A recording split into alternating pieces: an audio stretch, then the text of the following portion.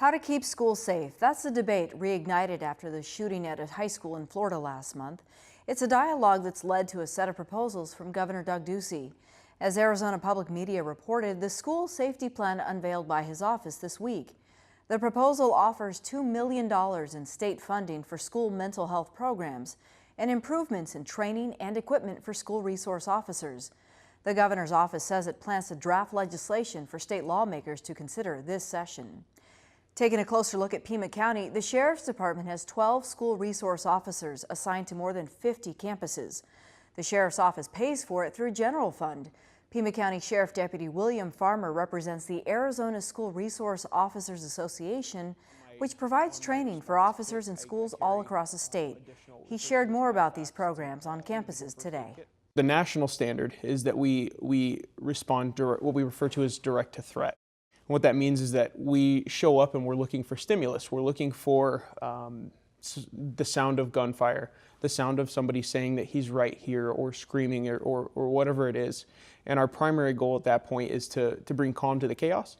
And that ultimately looks like the person who's perpetrating these sorts of tragedies being captured or killed. Times have changed. School resource officers almost began as there's an officer present. We want to make sure you understand this person is here to support you, answer any questions. And now it's changed these days. This is someone who could save our lives, unfortunately, if there is an event taking place in our school. How do you sort of maintain that balance of we're here to help you guys, but we're also going to be here to defend you?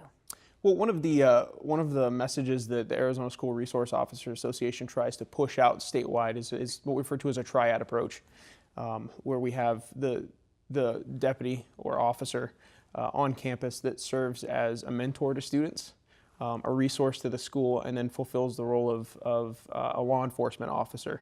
We like to have the time when schools are not around to be able to train, to be able to train both ourselves, train our staffs in minimizing casualty in these sorts of tragedies. I think that there's a multifaceted approach we can take to that.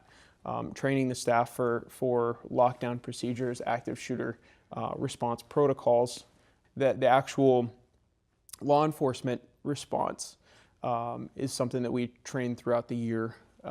It's something that we try to stay updated on as much as possible. Are there things that we can be doing right now to really support these programs in schools? Yeah, my favorite part of doing my job doesn't involve arresting kids or talking to them in any official capacity whatsoever. We want more parent involvement. That's what we would like. Specifically parents talking to their kids about this kind of stuff. And that it's not something that's to be joked about, hoaxed, or actually perpetrated. That's one of the biggest challenges that we've run into, where we're responding at all hours of the night to help support patrol when somebody's made a threat to our schools. That would be a tremendous help. It sounds like Governor Ducey is working on some stuff to be able to assist with getting more school resource officers in schools.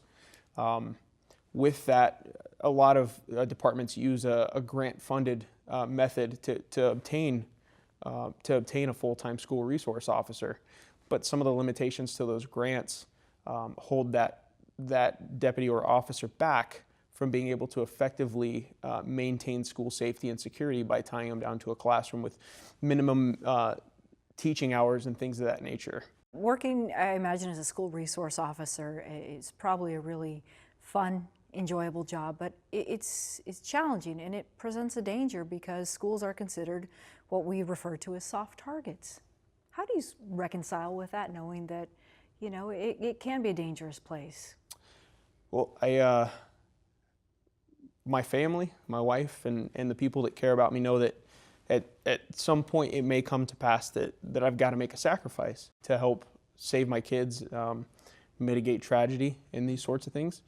And if that day comes, I'm prepared to make that sacrifice. If it means, you know, my kids get to go home to their parents that day, that's what it costs. That's my duty.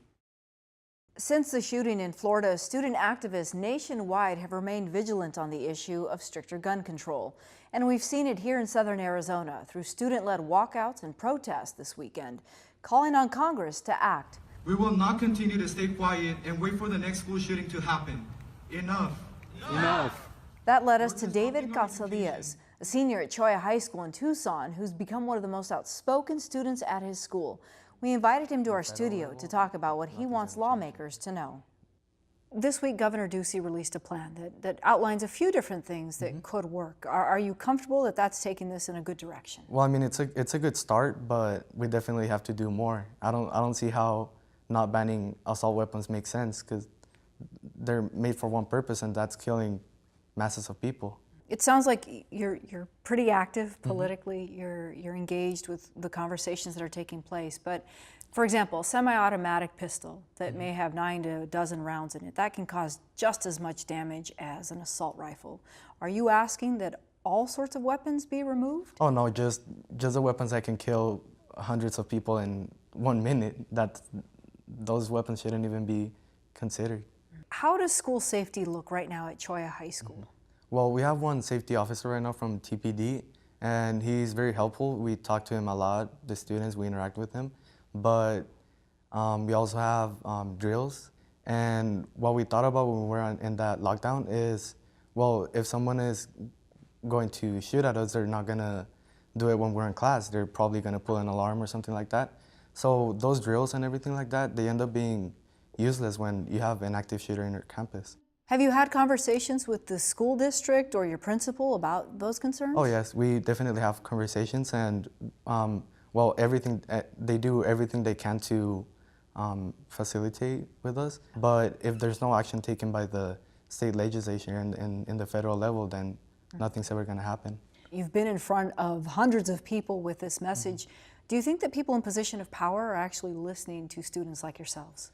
Well, they can listen all they want, but as long as they don't take action, it's used as what we're doing. We're trying to raise our voices and trying to be heard. Hundreds of thousands of students are commemorating the 17 students and teachers that were killed in another school shooting 1 month ago. But as long as they don't take action, nothing's going to change. And most of us are going to turn 18 before November, and we're going to have the power to vote. So it's not quite smart that they're not listening to us, because we're going to be able to take them out of power. Earlier, we had a school resource officer who said that this is not just about law enforcement or response. It's about students and families really creating a community. Yeah. Do you get a sense that that's occurring in our public schools? I get that sense in my high school, but I'm aware that in other high schools that's not happening. We have bullying going over in a lot of high schools. We have discrimination, racism, and we have to address those problems, because if we just ban the guns I'm telling you we should ban, then a student can just get a car and run into a mass of students. So we have to address all of the issues.